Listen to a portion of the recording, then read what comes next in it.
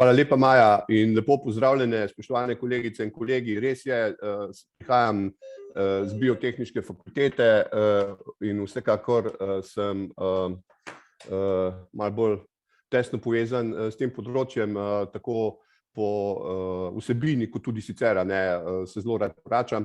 Tako da, ja, dobrodošli na tej naši predstavitvi. V okviru CTK že kar nekaj časa deluje tako imenovana odprta akademija, ki se ukvarja z problemi praks odprte znanosti, z raznimi, od odprtih objav do recimo praks tako imenovane občanske znanosti oziroma citizen science in pa vse, kar je vmes. Zdaj, v bistvu v teku je že program Obzorje Evropa, ki je zelo, bi rekel, zelo zahteven, kar se tiče diseminacije raziskav v vseh ozirih, med drugim tudi na področju odprte znanosti. In tako smo se odločili, da podrobno preštudiramo ta vprašanja in jih poskušamo strukturirati v te različne sklope. In sicer nekako v 3 sklopih smo si to predstavljali. In sicer danes bi si pogledali malo neka temeljna načela odprte znanosti, pa potem bi se dotaknili odprtih objav oziroma odprtega dostopa do znanstvenih člankov. Potem v drugem delu se večinoma ubadamo z ravnanjem z raziskovalnimi podatki, ki je nova praksa, nova zahtevana praksa v politikah Evropske komisije. In pa zadnji dan bi si pa ogledali platformo Open Research Europe, ki upravičencem iz Obzorja 2020 in Obzorja Evropa ponuja en tak nov koncept objav, ki je skladen z pogodbo o financiranju.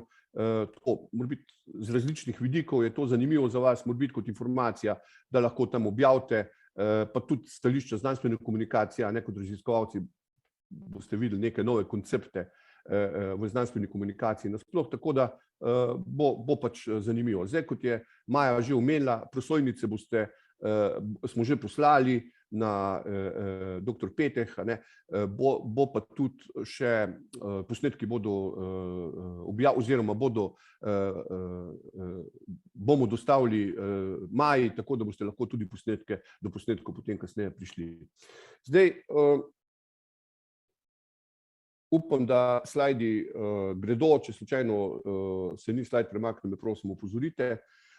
Morebiti bi za začetek najprej sploh, kaj to je program Obzorje Evropa, vendarle vi ste raziskovalci, večina vas in pač verjetno to dobro poznate, morebiti ne omenimo, da je to najbolj finančno do sedaj podprt program, kjer skoraj 96 milijard evrov Evropska komisija namenja, bi rekel, raziskavam v okviru tega programa.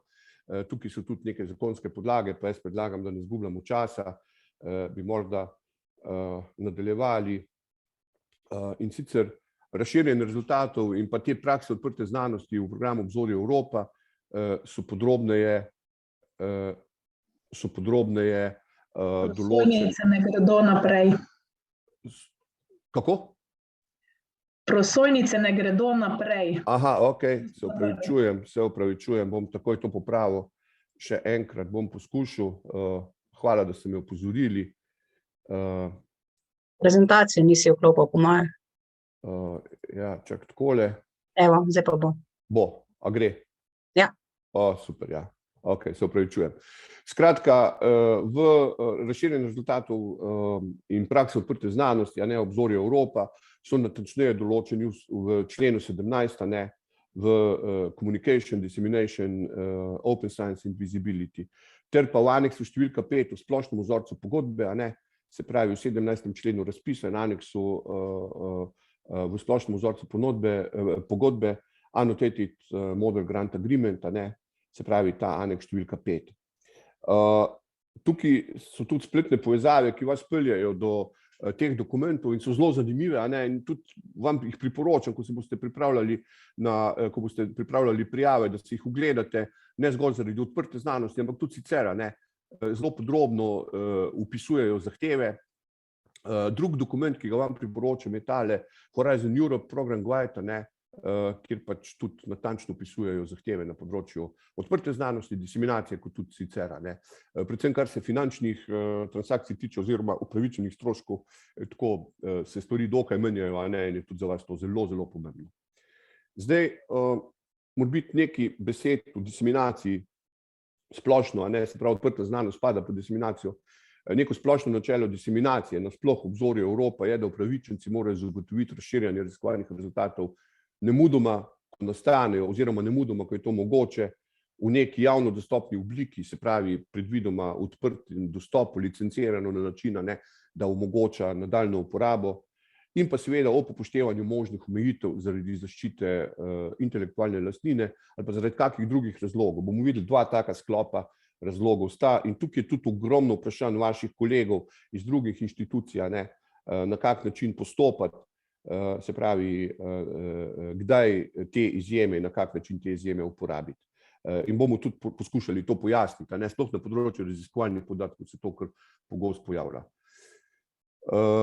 Zdaj, obstajajo neki splošne zahteve iz programa Obzorje Evropa, vendar so znotraj tega različni podprogrami, a ne, in zdaj nekateri podprogrami imajo še posebne zahteve, morate biti previdni, a ne, glede tega.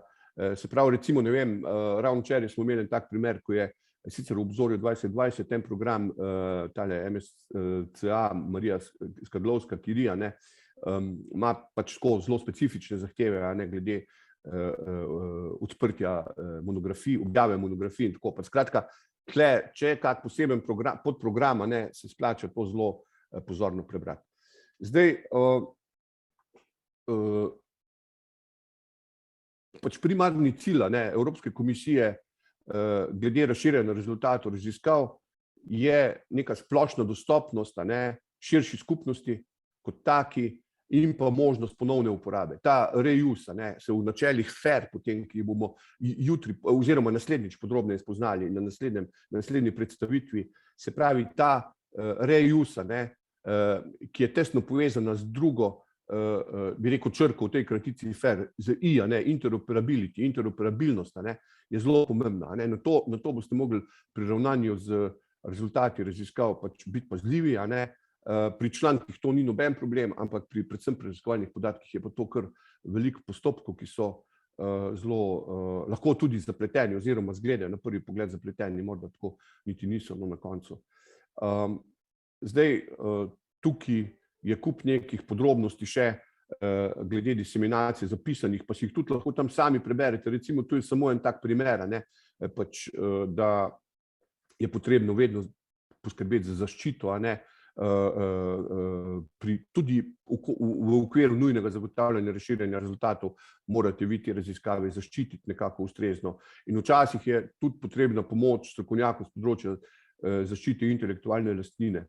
Mislim, tukaj je kar konkreten problem, ne, naši raziskovalci so, bi rekel, tukaj, če rečem malo tako, no, ne narobe razumeti, goli in bosi, a ne, pač nimajo neke, recimo, sistemske podpore tovrstnih služb vedno, a ne, na voljo. V CTK se zavzemamo, da bi v prihodnjih 2-3 letih skupaj z še nekaterimi knjižnicami, predvsem z UKM, imam tu v mislih, a ne, Mariborsko univerzitetno knjižnico Maribor, vzpostavili neke vrste copyright clearing center za potrebe našega repozitorija Deros in pa tudi sicer za potrebe skupnosti, a ne, akademske, recimo tudi na Univerzi v Ljubljani. Se pravi, center za pomoč pri zaščiti intelektualne lastnine, center za razreševanje avtorsko-pravnih problemov, a ne. Kajti odprta znanost je to, bi rekel, sabo, pri odprti znanosti, zdaj, kot je sedaj postavljeno, to sabo potegne, a ne. Recimo, ni samo objava članka, ampak recimo, kako zaščititi in kako pravilno licencirati programsko opremo za ustvarjanje podatkov ali pa za analizo podatkov in tako naprej. Kup nekih dodatkov, a ne. Zdaj, skratka, tle toliko diseminacij, jaz kaj veliko ne bi, razen še to, kar je pomembno, ne, kar se pol tudi pri odprti znanosti vse skozi vleče, izjeme, a ne. Se pravi, dva sklopa izjem sta, a ne. Se pravi, ena izjema je, da so rezultati lahko zaščiteni kot poslovna skrivnost. Se pravi, če vi v svojih raziskavah predvidite, da bodo vaši rezultati nosili sabo nek patentni potencial, a ne, se pravi, da boste vi da nameravate to zaščititi kot patent, ali da boste recimo ne vem, sodelovali v konzorciju s kako komercialno organizacijo, ki pač to na nek način želi ali kakorkoli pač, lahko to zaščitite. Vendar je pomembno, da to v sami prijavi oziroma v samih vaših, bi rekel, dokumentacij, raziskave vnaprej, ne, pri pripravi, predvsem recimo pri raziskovalnih podatkih, pri pripravi načrta za ravnanje z raziskovalnimi podatki in tako naprej, to že vnaprej, bi rekel, zapišete, obvestite. Vsi ti dokumenti so lahko tudi so dinamični, se lahko spreminjajo skozi razpis, to verjetno poznate, ampak potrebno je, ne, da so take stvari pač dokumentirane. Ampak ena zadeva, se pravi poslovna skrivnost oziroma nek možnost kasnejše patentiranja ali kakorkoli, pač nek komercialni interes, v tem primeru to lahko zaščitite.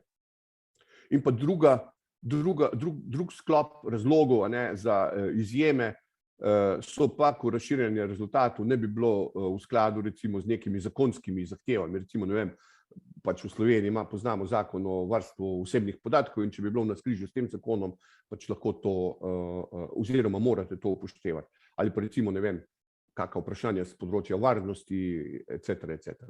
Skratka, to so neka taka načela. Pol imate pa še pri tej diseminaciji, da se ne bi preveč dolgo tle ustavljali kup nekih drobnarija, ne, recimo tle je en primer samo, da pač kako razširjati operativno, ne, kako obvestiti druge člane konzorcija in tako naprej. Ampak takih primerov, kot pravim, je več in se splača dobro to prebrati.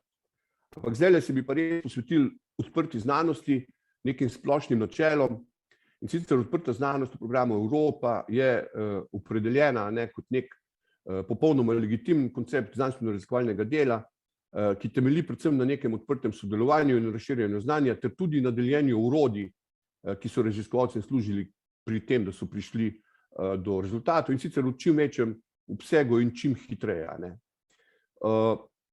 Zdaj research outputs, ko boste brali to, so vsi rezultati raziskav, ne, ki so dostopni na daljavo v kakršnikoli oblikah, ne. Lahko je, ali pa najbolj pogosta oblika, običajna oblika so znanstvene publikacije, potem so zdajle tudi raziskovalni podatki in pa drugi rezultati. Tukaj predvsem komisija razmišlja o vseh, bi rekel, rezultatih raziskav ali pa izsledkih, ki so nastali tokom raziskave in so potrebni, da se ta raziskava ali ponovi, ali pa da se s temi podatki in s temi orodji kakšna nova raziskava izpelje, se pravi ta reuse.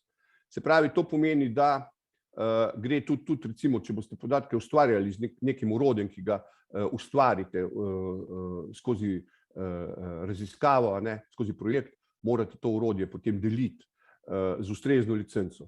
Vkolikor boste tako orodje uporabili za analizo, morate to tudi deliti.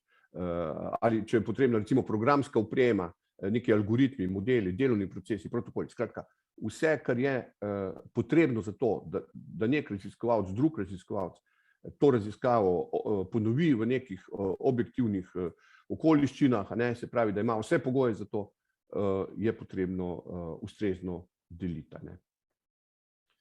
Zdaj, ko pač vaša prijava, ne, vsebuje metodologijo, ne, prakse odprte znanosti, ki jih boste uporabili oziroma ki jih boste prakticirali pri vašem, bi rekel, pri deljenju vaših raziskav, vpišete v okviru metodologije, ne, v projektni prijavi.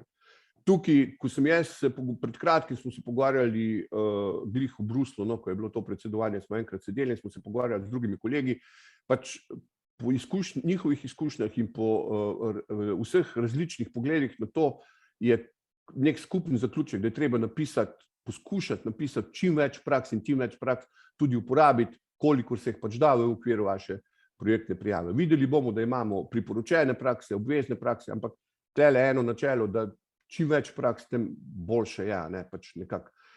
Pri vrednotenju projektnih prijav, ne, bodo prakse odprte znanosti obravnavane po 2 kriterijih, mislim, da je 6 kriterijev, sicer za ocenjevanje prijav, 2 kriterija, excellence pa quality and efficiency of implementation, sta ta 2 kriterija, po katerih bodo vrednotili glede na navedene prakse odprte znanosti.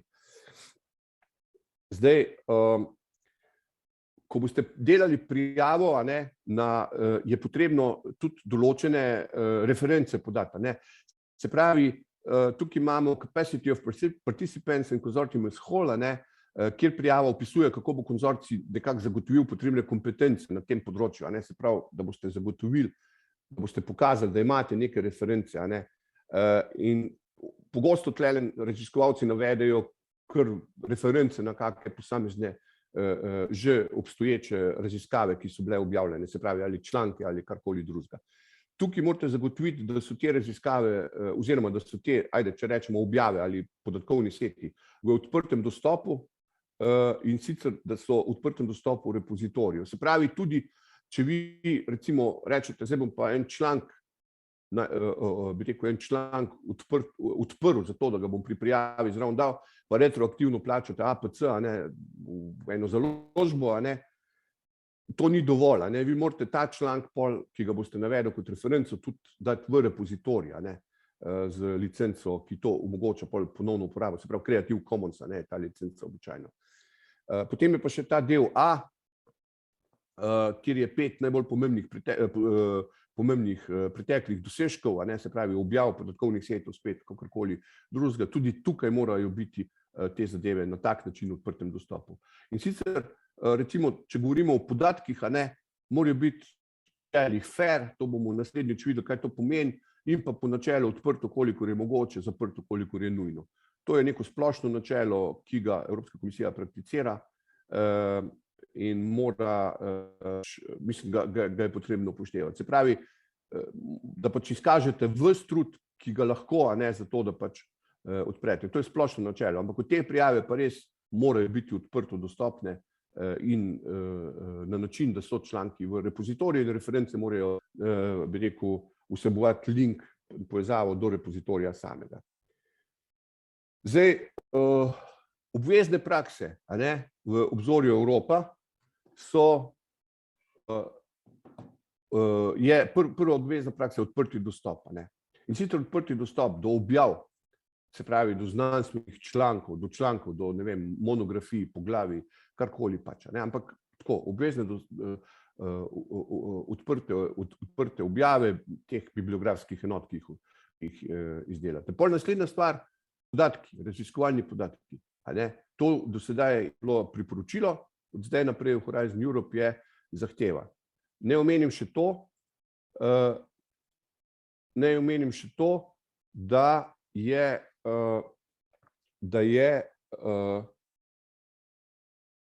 ta odprti dostop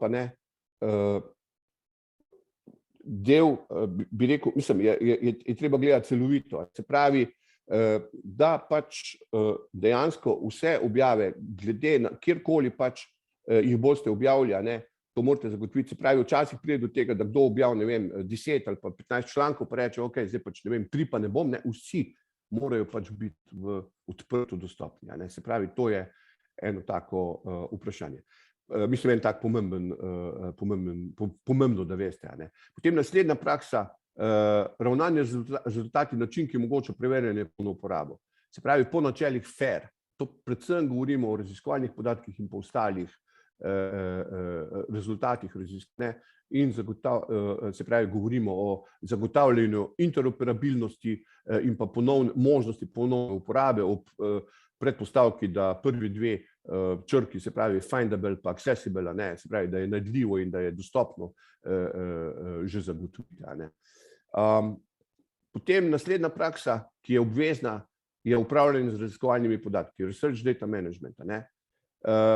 To je obvezno za projekte, ki ustvarjajo ali ponovno uporabijo podatke. Tudi če jih ponovno uporabite, boste morali izdelati vse te dokumente, se pravi načrt ravnanja s podatki, mimogrede CTK smo ga prevedli in ga, bi rekel, dopolnili z pojasnili, tako da ga boste tudi, bomo naslednjič videli, ga boste lahko tudi videli. Je pa tako, da načrt ravnanja z raziskovalnimi podatki ni vedno zahtevan ob prijavi sami, lahko je pogoj, ampak običajno, po mojem vedenju, je tam nekje 6 mesecev roka, da ga pač po začetku, po podpisu pogodbe, da to začnete s tem, da ga ustvarite. Zdaj pa priporočene prakse, ki kot sem že prej rekel, je zaželjeno, da jih uporabite oziroma pač prinašajo neke boljše točke, ne vem, pač tole, ta točkologija gore dole, ampak tako je. Se pravi, kot prvo, zelo pomembno, to, kar se zdaj zelo popularizira v okviru Evropske komisije, je ta zgodnja in odprta izmenjava informacij o raziskavah, early and open sharing. Tukaj govorimo o predregistracijah, registracijskih, to je napaka, ne registriranih, registracijskih poročilih, o prednatisih, o recimo implementaciji, recimo, ali pa da rečem pridobivanju podatkov ali pa kakorkoli implementaciji teh, bi rekel, različnih modulov občanske znanosti oziroma citizen science in tako naprej. Skratka, to je en tak vidik. Potem sodelovanje v odprtih recenzijskih sistemih, open peer review. Se pravi, če boste skozi svoj projekt na kakršenkoli način sodelovali ali če ste pa že sodelovali, je to pač pomembna informacija za ocenjevalce oziroma za pač.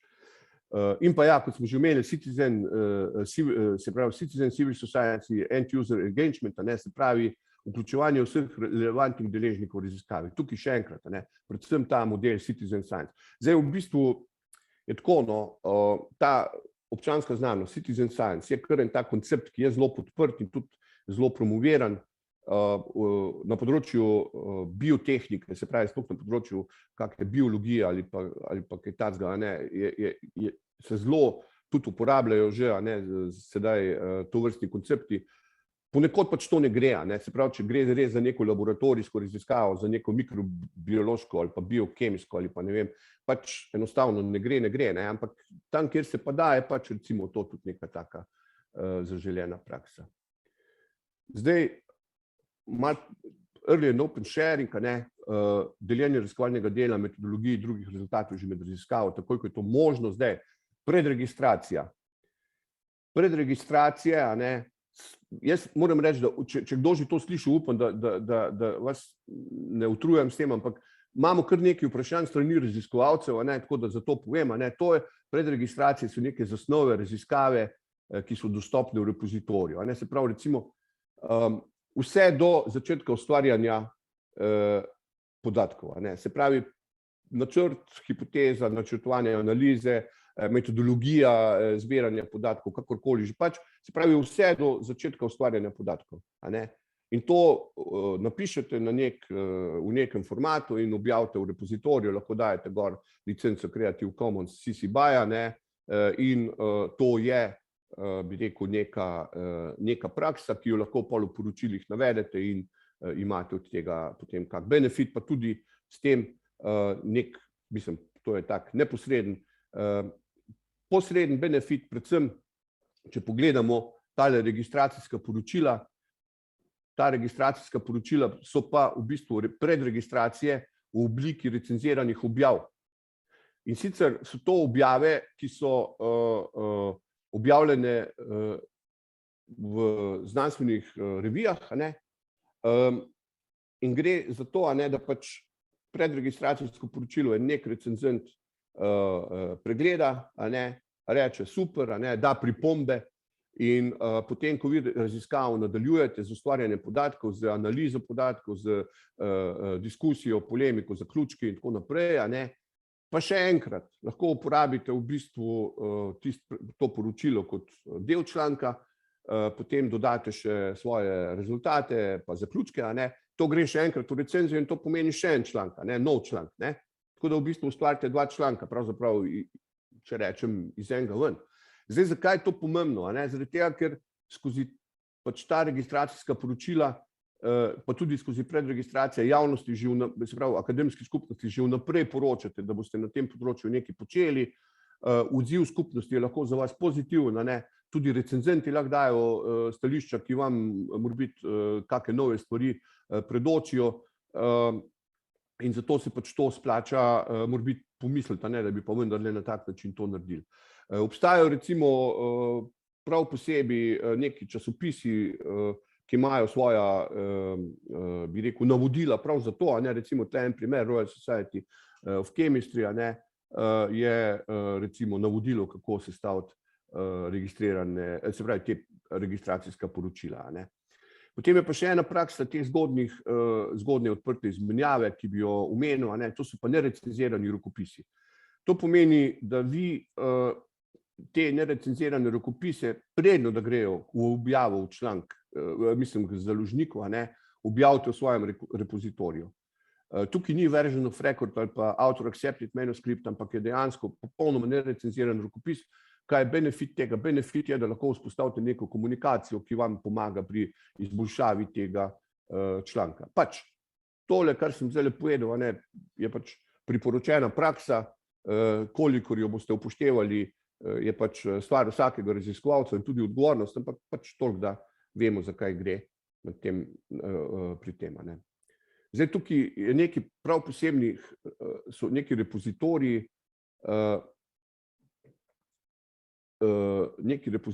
za tele predregistracije in sicer nekaj je splošnih, recimo tlele imamo preclinical trials, recimo za veterino, predklinične raziskave na tem področju, potem je Prosperu recimo za socialno zaščito in pa zdravje in tako naprej. Skratka, to so pač možnosti, da namesto v svojem repozitoriju lahko v kakem takem repozitoriju za predregistracijo to objavite.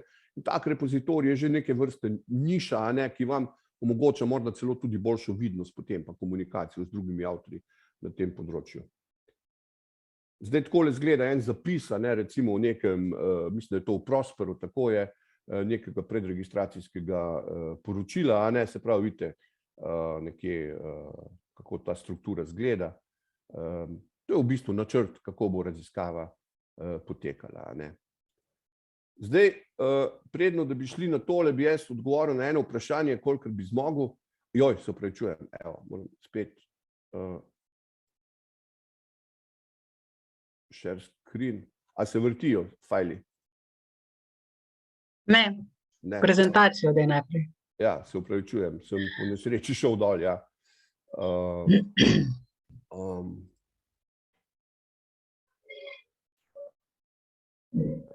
Takole,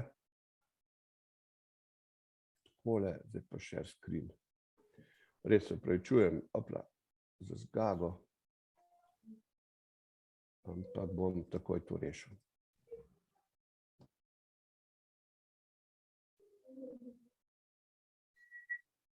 Zdaj pa smo, ne? Ne, nismo še. Ne, Madonca. Se pravi se takole.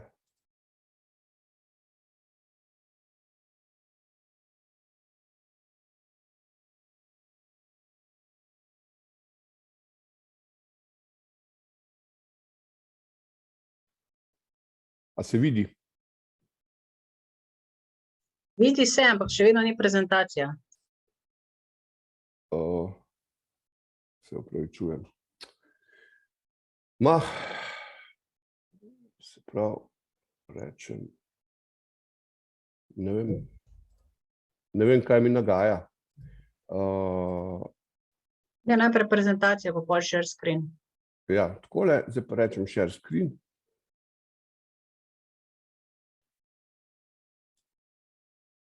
Pa vidim Maja tebe, tvoj, zdaj pa ne, ok. Ne, še vedno vidimo vse spode. Cel screen vidimo, ne pa PowerPointa. Joj. To ja. Čakaj, share screen. Zdajle je? Ne. Ne. Ne vem, to pa je neka napaka, ja mislim, neka neumnost se mi zgodila zdajle. Moraš tisto, najprej najprej prezentacijo vklop.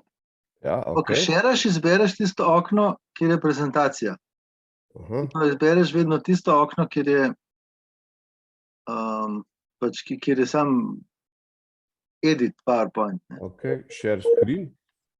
Zdaj sem pa izbral, kjer je, ne, to ni to. Smeri isto. Ja. Lahko tudi šeraš cel screen, pa potem prezentacijo zaženeš. Ok. A je zdaj prezentacija? Zdaj pa prezentacija, zdaj imaš pa stisnjen to na tipko tam dol, tam, ja? To, ok, zdaj pa lahko Je nadaljujemo. to. Ok, se pravi, res se Delujem. opravičujem.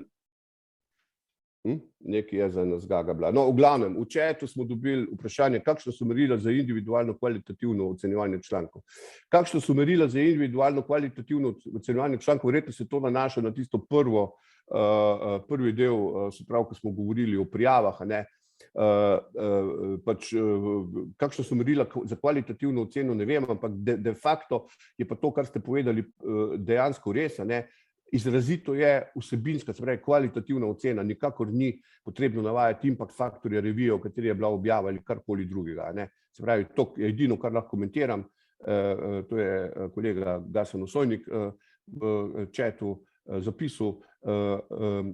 Merila za individualno kvalitativno ocenjevanje člankov je pač tako, verjetno so podobno kot recenzorji, ki pač to pregledujejo, a ne, tudi tukaj, mislim recenzenti, tudi tukaj verjetno recenzenti potem pač s svojimi kriteriji, tako da kaj več od tega žal ne morem povedati. Še enkrat se opravičujem za tole zgago, se pravi, tako zdaj gremo pa na tisti del, ki je morda najbolj pomemben danes, a ne, odprte objave, a ne. Se pravi, kot smo rekli, upravičenci morajo zagotoviti odprti dostop do recenziranih znanstvenih publikacij, to so lahko znanstveni članki ali monografije ali ostale obsežnejše publikacije, skratka karkoli pač boste objavili, ne, morate odprto objaviti. Zdaj še nekaj moram povedati, ne. Ko se mi pogovarjamo o teh stvareh tukaj, se pogovarjamo v principu tudi v nekih načelih, ki jih naš novi zakon o raziskovalni razvojni inovacijski dejavnosti oziroma znanstveno-raziskovalni inovacijski dejavnosti vključuje. Se pravi, če boste zelo je vezan na politiko Evropske komisije, ta naš nov zakon, če boste tole obvladali, boste tudi nov zakon obvladali. To pomeni, da vse to, kar se zdaj pogovarjamo, bo veljalo tudi za nov zakon, sicer morajo do 1. aprila, mislim, priti ven še podzakonski akti, ampak kolikor je meni znano, bodo zelo, zelo podobni temu, kar Evropska komisija zahteva. Tako da to je nekako, bi rekel, nekje ena taka dvojna korist tega, da veste. Se pravi, zagotoviti morate odprti dostop do znanstvenih publikacij, a ne. In sicer, zlasti morate zagotoviti najprej, da je najpozneje v objavi, ko vi objavite nekje članek v neki znanstveni reviji, strojno berljiva elektronska kopija, a ne, objavljene različice članka. To sta pa lahko dve, ali je to tako imenovani version of record, ali pa končni recenzirani rokopis, mimo rečemo author accepted manuscript, a ne, sprejeto objavo, se pravi, da sta ali eden ali drugi ob objavi članka shranjena v zaupanje v rednem repozitoriju za znanstvene publikacije. To pomeni version of record, je v bistvu krtačni vtis članka. To je tisto, ko ima gor tudi insignia, ne vem, gor piše, ajde, Elsevier, Wiley, karkoli že pač, a ne. Medtem ko končno recenziran rokopis je pravzaprav popolnoma enak objavi v članku, ampak nima pa insignij časopisa, a ne. To je tako ena taka pomembna razlika. Ampak je pa recenziran, a ne, medtem ko pri zgodnjih praksah smo govorili pa o popolnoma nerecenziranih člankih. Se pravi, najkasneje ob objavi mora to avtor arhivirati v repozitorij. Druga stvar, takoj mora takrat tudi odpreti dostop do članka, in sicer ta dostop mora biti označen z najnovejšo razpoložljivo različico odprte licence, v tem trenutku je to Creative Commons CC BY. Se pravi, ali pa eno tako enako vredno, ampak mislim, da se ta Creative Commons licence najbolj uporabljajo. Se pravi, shraniti v repozitorij in takoj članek upremiti s tako licenco, da je to dostopno, a ne. Pri odprti objavi kakih znanstvenih monografij ali pa ostalih, recimo obsežnejših publikacij, se lahko uporabi tudi odprta licenca, ki omejuje, a ne, nadaljnjo komercialno uporabo. Se pravi, non-commercial ali pa kaj je ta ND, a ne, non-derivates. Se pravi, dve stvari sta pomembni. Se pravi, da članke shranite, a ne, in pa da potem z licenco omogočite takojšnji odprti dostop. Se pravi, odprti dostop tudi pomeni, ko boste objavili, ne, to se mora biti, pač vse verjetno veste, no, ampak vendarle ne prenesete materialne avtorske pravice na založnika, ampak ohranite to avtorsko pravico, a ne ohrani avtor, oziroma pravilno bi bilo, da to ohrani institucija, v tem primeru ali Univerza v Ljubljani ali inštitut, a ne, in potem se označi s to licenco. Zdaj, kje lahko objavljate? To je zelo pogosto vprašanje, a ne, kje se to sme objavljati. Se pravi, vsekakor je izmed možnosti, da objavite v tako imenovanih zlatih revijah. To so revije, ki so v celoti odprte brez naročnine za branje. Se pravi, revije, ki so v celoti odprte, vsi članki so odprti, avtor plača APC, a ne, in objavi članek.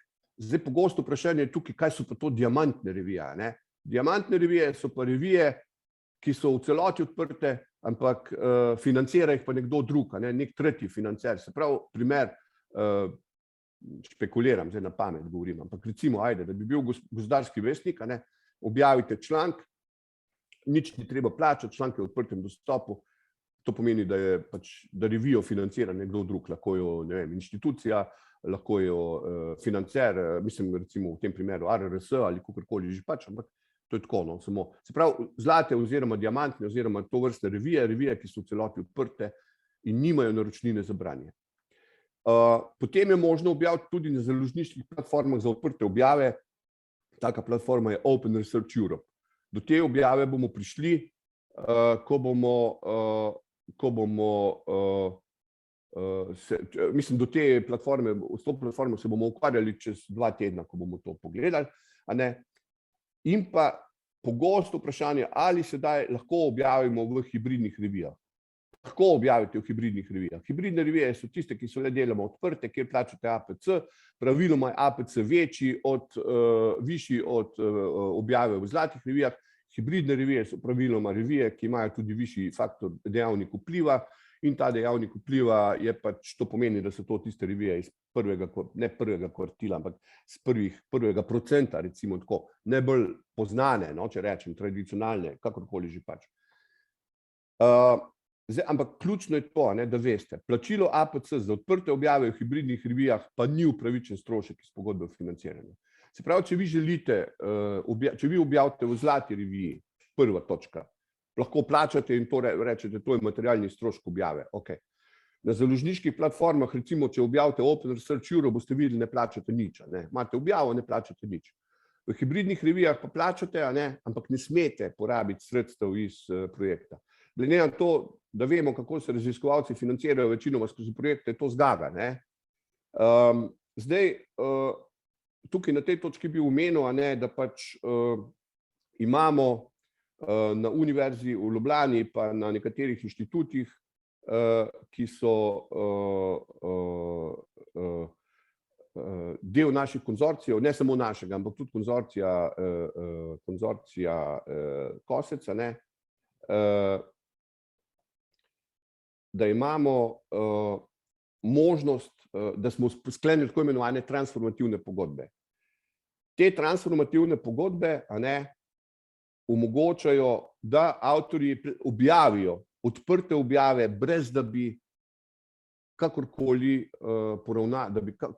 poravnali, da bi bili dolžni poravnati kakšna sredstva. Recimo, vi veste, do zdaj ste v Elsevierju plačali 50%, zdaj le pridete, objavite članek, prepozna vašo afiliacijo, reče, aha, vi ste član tega konzorcija, institucija, ki je članica konzorcija, Science Direct, odprta objava, brezplačna. Problem, ki je, to je super, ne? Zdaj problem, ki je ta, da je pri Science Directu konkretno, pa mislim, da pri Taylor & Francis, to so Nukovi, a ne, to so pa CTK-jevi, trenutno omejeno število tako imenovanih voucherjev, no, oziroma teh odprtih objav. Predvsem problem je pri Elsevierju, kjer jih je samo 200, objav je pa okrog 500 v Sloveniji. Tako da se dogovarjamo, da bi, oziroma 250 jih pri Elsevierju, okrog 500 je pa vseh objav na leto. Drugo leto jih bo že več, jih bo malo manj kot 400, naslednje leto bo pol 500. Ne, se pravi, da zmeraj več jih bo. Kaj narediti, ko bo nam zmanjkalo teh voucherjev?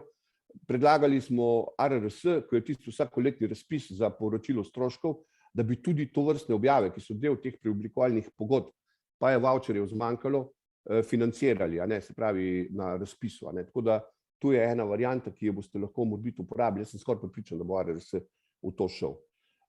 Kar se tiče ostalih servisov, lahko povem, da vsej American Chemical Society so praktično vse objave omogočene, ker smo pač v bistvu delamo, imamo število voucherjev na podlagi predhodne realizacije predhodnega leta in je nekje pokrito. Royal Society of Chemistry imamo neomejeno, tako da je ok. Wiley je sicer omejeno število, ampak smo tudi se trdo s pomočjo rektorjev Ljubljanske univerze, se pravi in prejšnjega in sedanjega, spogajali, da smo dobili sicer omejeno število, ampak v zadostnem številu, tako da bo verjetno Wiley tudi zadoščal. Se pravi, preoblikovalne pogodbe zagotavljajo možnost objav v hibridnih revijah, kjer APC-je plačajo financerji oziroma konzorciji. Se pravi, raziskovalec ne plača nič. In je to pravzaprav edina možnost, ker verjamem, da se financirate skozi projektna sredstva in da posebnih budžetov za to nimate na institucijah za plačevanje APC-ja. Zdaj, omenil bi še dve stvari, ki sta pomembni. Verjetno ste že se soočili tudi z eno tako, jaz bi rekel, sporno prakso ali pa tako prakso, ki je potrebna premisleka komercialnih založnikov, ki objavljajo tako imenovane sestrske revije ali pa rečemo jim tudi mero revija. Recimo imate, ne vem, Acta Materialia, oni so pa zdaj še kar naenkrat začeli, ta ima recimo ful visok impact faktor, oni so pa kar naenkrat začeli še izdajati Acta Materialia X, Elsevier je dal tem revijam kar X zraven. In te revije so zlate, se pravi, te sestrske revije so zlate. Zakaj imajo tako ime? Zato, da malo zavajajo, v bistvu malo poskušajo raziskovalce, bi rekel, namamiti, da bi zaradi tega, ker je pač tako tak brand, dober ime, objavili tam v zlatih revijah, bi plačali objave. Zdaj, to so različne revije, kot prvo je treba povedati. To sta dve različni reviji, z različnimi se vseeno z različnim dejavnikom vpliva, če ga sploh potrebno tu omenjati v tem kontekstu, ampak kakorkoli že. In bilo je vprašanje, ali bodo to vrstne revije, bi rekel, upravičene za objavo. Se pravi, bodo to vrstne revije priznane kot zlate revije. In odgovor je da. To vrstne revije so priznane kot zlate revije, lahko jih uporabljate za objave iz točke 1, se pravi od Tottvena. Tako da to je tako ena taka informacija. Ampak morate vedeti, da objava take revije je čisto vseeno, a objavite v kakšni drugi zlati reviji. Samo ime je podobno. Ok, se pravi, te preoblikovalne pogodbe, to je najboljše, da se obrnete na vaše knjižničarje, ki verjetno te stvari bolj poznajo, se pravi, v katerih revijah, kateri servisi imajo take pogodbe, kako lahko objavljate. Mi smo zelo veseli, da smo v Elsevierju to uspeli letos, ampak je pa to tako, kar tako. Zna biti pa še težava glede tega števila. Zdaj, istočasno z objavo revija, morate strojno berljivo verzijo, version of record, author accepted manuscript, dati v zaupanje vredno repozitorij. Rekli smo, pa istočasno ob objavi članka morate poskrbeti tudi za to, da bodo podatki, da bodo odprti tudi podatki. Se pravi, takrat, ko članek objavite, morate tudi z raziskovalnimi podatki, ki se nanašajo na ta članek, bi rekel, morate te raziskovalne podatke objaviti. Kot sem že omenil, Open Research Europe je platforma, ki vam to omogoča. Zdaj, jaz v repozitorijih zelo na dolg pa širok ne bi, vemo, kaj omogočajo. Predvsem bi omenil to, da morajo biti v repozitorijih dostopne informacije o vseh rezultatih raziskav, v različnih orodjih, instrumentih, to smo že rekli. Upravičenci in avtorji morajo ohraniti avtorske pravice. Vi morate vse, kar boste naredili, kar boste objavili pri obzorju, skozi obzorje Evropa, boste morali ohraniti avtorsko materialno pravico, ne boste prenesli na založbo. Metapodatki morajo biti dostopni skladno z licenco Creative Commons, Public Domain, to je ta CC0 ali pa enakovredno in v skladu z načeli FAIR. Se pravi, tudi pač v repozitorijih so pomembni metapodatki. Zdaj skozi govorimo o zaupanju vrednih repozitorijih. Kaj so to zaupanje vredni repozitoriji? To so certificirani repozitoriji, recimo standardi DIN, ISO ali pa Core Trust Seal. Tukaj ne omenim, da ima CTK v načrtu, da bo letos vzpostavil zaupanje, da bo certificiral DEROS-a. Kakorkoli, tudi če ni certificiran, je recimo za DEROS recimo dovolj, mora biti, če ima značilnosti nekega zaupanja vrednega repozitorija, recimo splošni institucionalni repozitorij, ki pa mora pač neke tehnične, bi rekel, detajle pokrivati. Potem so pa predvsem na področju raziskovalnih podatkov tudi področni repozitoriji, o teh bomo naslednjič več rekli, področni repozitoriji, ki jih priznava skupnost na določenem področju.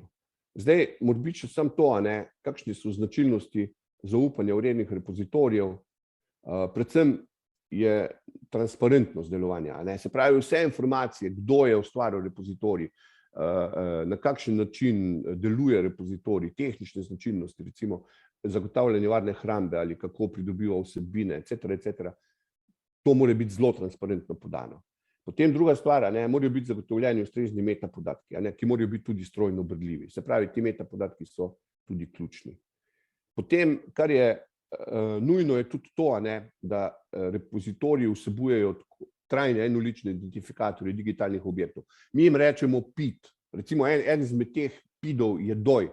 Zdaj, pri objavah ni tak problem. Vi objavite Science Directu in prinesete DOI v bistvu s člankom, ker je pač tisti članek ima enolično v Science Directu. Ampak problem pa je, pri raziskovalnih podatkih, kjer pa morate sami to, bi rekel, dati, mora repozitorij to, bi rekel, dati. In to je pač lahko kdaj problem. Tukaj imate tudi neke linke do imenikov repozitorijev in njihovih politik, ker si to predvsem na področju raziskovalnih podatkov boste to bolj potrebovali.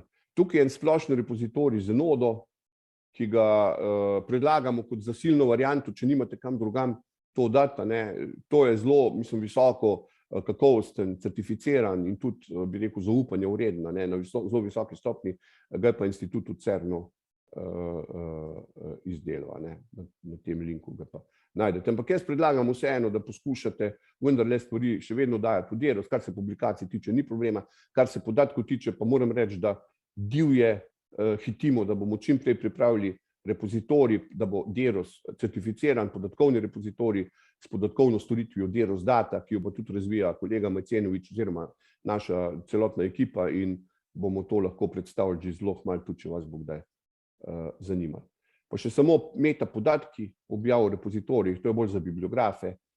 Ključni metapodatki so objave, se pravi informacije o objavi, kdo je avtor, naslov, kraj objave.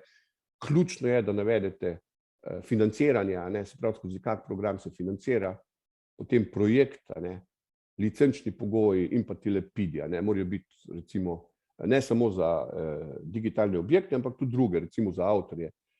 Pravzaprav brez tega ORS ID-ja si skoraj težko predstavljam vaše delo. Tako, in zdaj smo prišli tlele pač do konca, jaz se opravičujem za tist nesporazum, mislim, za tist šum vmes. Nekaj vprašanja je že bilo postavljenih, jaz sem vam na voljo za odgovore, kolikor jih zmorem. Tukaj je še nekaj mojih kolegov iz naše ekipe, če bi lahko te podatke dali, bi pa rekel nekaj. Namen teh predstavitev ni zgolj samo to, da vam to zdaj zdrdramo po nekaj telegrafsko in da vi to pač nekako poskušate reševati. Namen je, da vam povemo, da smo tu. Mi smo tu in smo vam na voljo, da vam pomagamo reševati te probleme. Tukaj je tudi dr. Maja Peteh, ki je tudi članica Odprte akademije in aktivno sodeluje pri našem delu.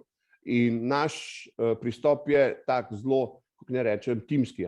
Se pravi, ko pride problem, ga skupaj rešujemo. Tako da, če boste imeli težave, se vedno lahko obrnete ali na Majo, ali direkt na nas, ali kakorkoli že drugače, vam bomo poskušali pomagati po naših močeh, če ne bo šlo, bom pa koga vprašala, še izven našega kroga. Tako da toliko za danes, zdaj pa dobrodošli z vprašanji.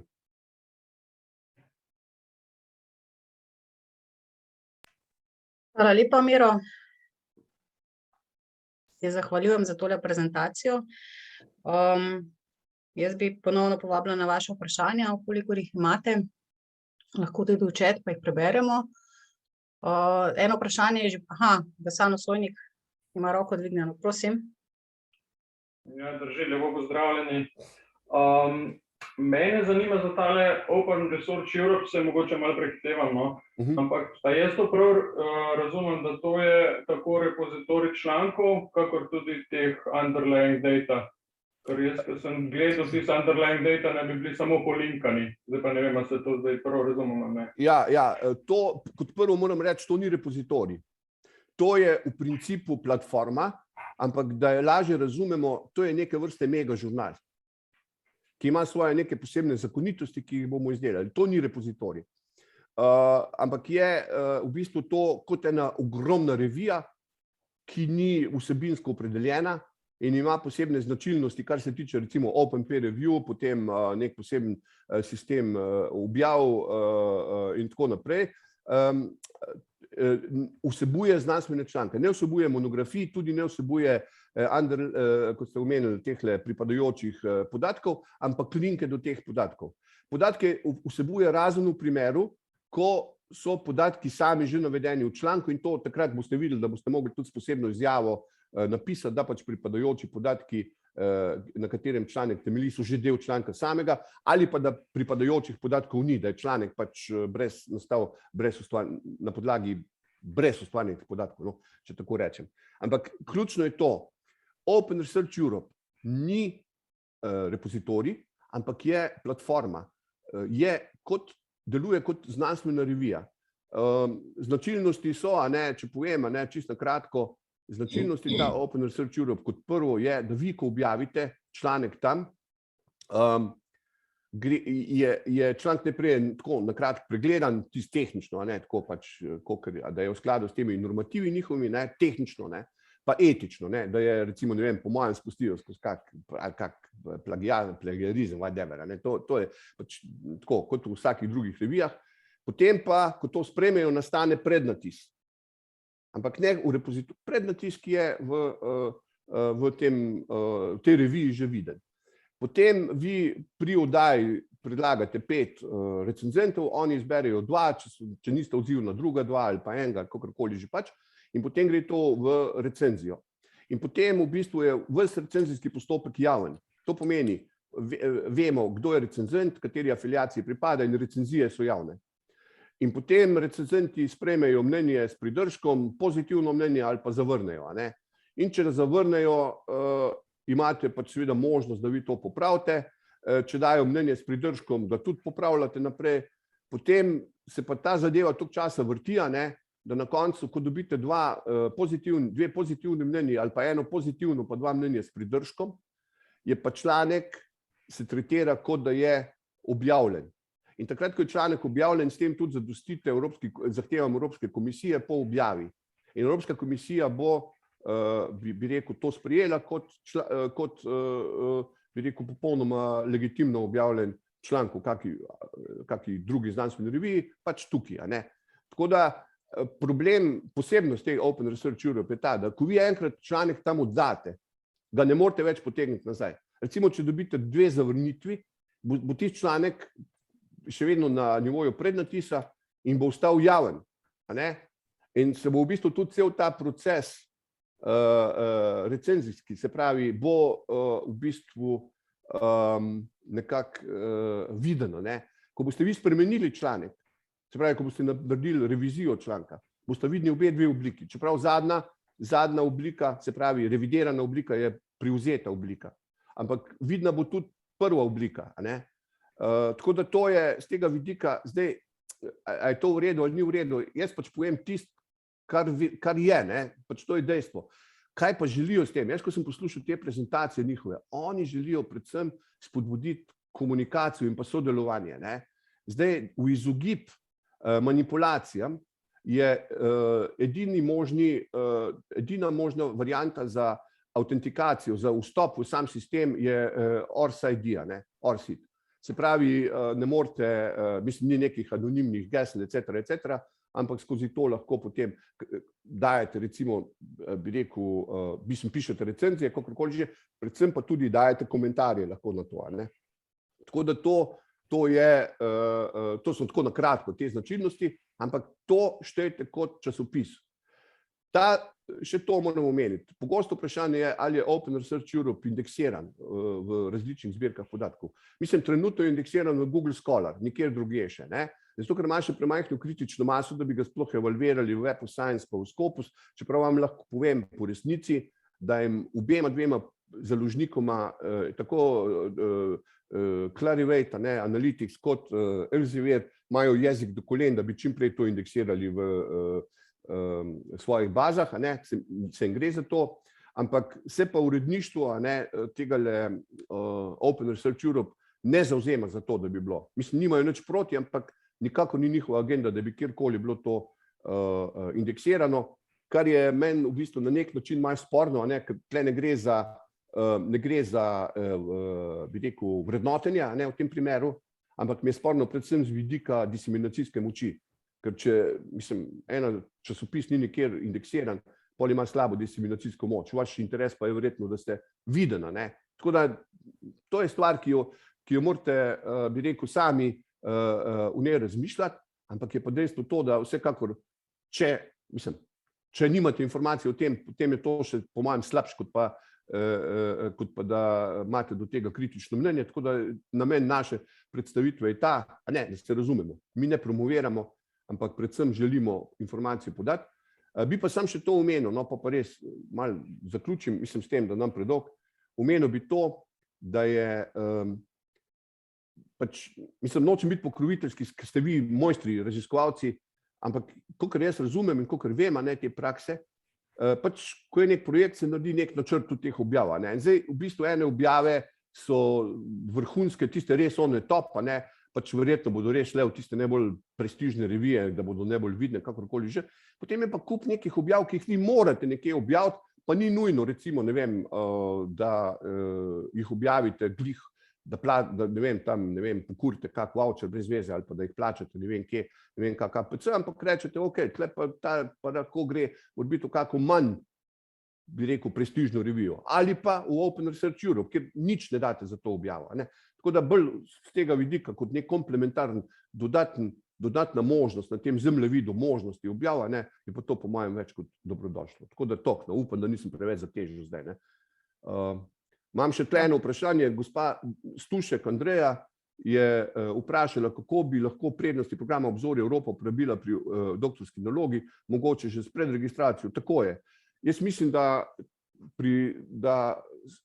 celo, zdaj na pamet govorim, ampak mislim, da celo so neka pravila na Univerzi v Ljubljani, če z univerze gospa, da morajo te, bi rekel, te dispozicije pravzaprav že itak nekje biti na nek način objavljene. In to je pravzaprav, recimo, kot pa jaz, kolikor se spomnim, dobro, pri diplomi ni tako, ampak pri magisteriju takrat je tako, da pač ta dispozicija je kar konkretno že neka metodologija in tako. In to je ravno to. In seveda za objavo v repozitoriju ali pa z objavo v nekem, recimo, recimo, če rečem članka v tega registracijskega poročila v kaki reviji za to vrstne objave, je to lahko za vas samo plus, nikakor ne more biti v minus, po mojem mnenju. Tako da ja, vse tole vam jaz absolutno predlagam, da na tak način razmišljate, predvsem z tega vidika, ker to delo itak morate opraviti. To ni neko dodatno delo, ampak je del vašega, bi rekel, nasploh del vašega procesa publikacije, če tako rečem. Hvala, Miro. Imamo še eno vprašanje. Doktor Hladnik iz GIS-a, prosim. Hvala, lep pozdrav.